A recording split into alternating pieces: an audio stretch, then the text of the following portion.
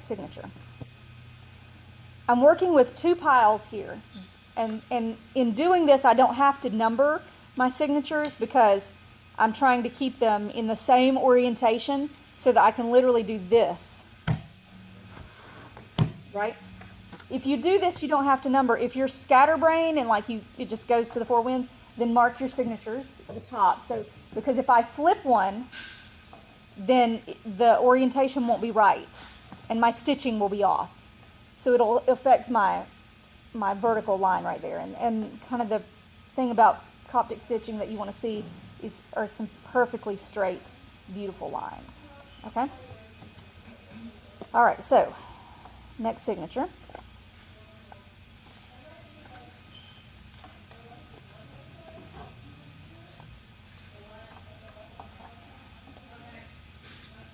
All right, I'm going to come.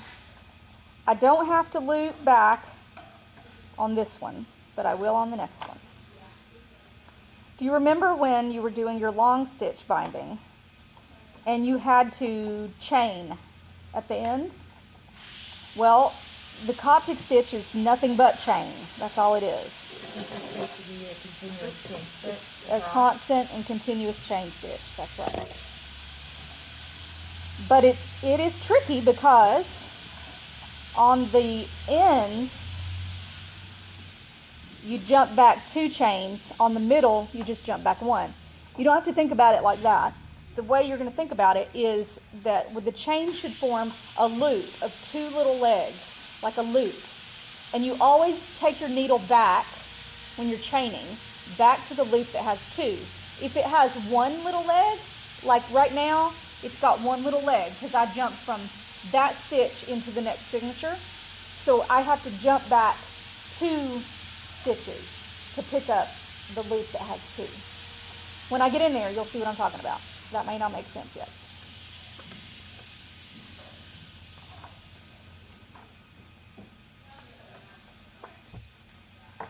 The other thing about slicing the X-Acto knife is that it creates the tiniest little holes for you to stitch through on your signature. If you can use the sewing cradle, but just know that those holes tend to be bigger, and this will make a perfectly fit. You know, I mean, the more you have to punch a hole, the bigger it gets. So, okay, so now I'm here. I'm going to go through, back to that, through the signature, that stitch right there, and the board. And I'm going to tie it. I have jumped back to the signature stitch before it.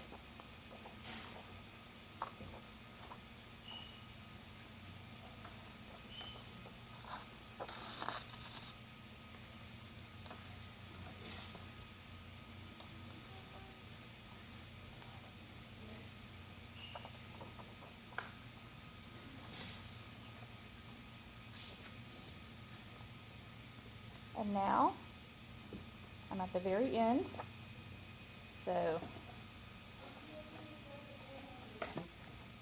all the way back here. You'll see the chain start to emerge when you get about 4 signatures on. You don't really see it before then. You have to look very carefully. Okay, when I'm down here at the bottom, I'm not going back into my signature because I've just sewn that one on, so I'm going to add my next signature. Okay, you understand? Good morning, ladies. No problem.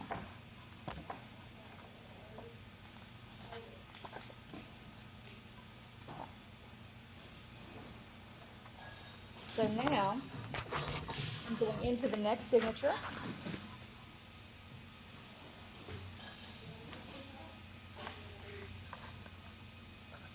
So what I'm going to do is I'm going to do 1 more signature so that you can start to, maybe 2 more, so that you can start to see the chain stitch and what I'm doing.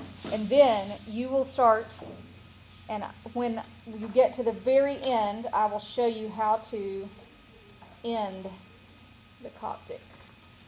It's just exactly like you started.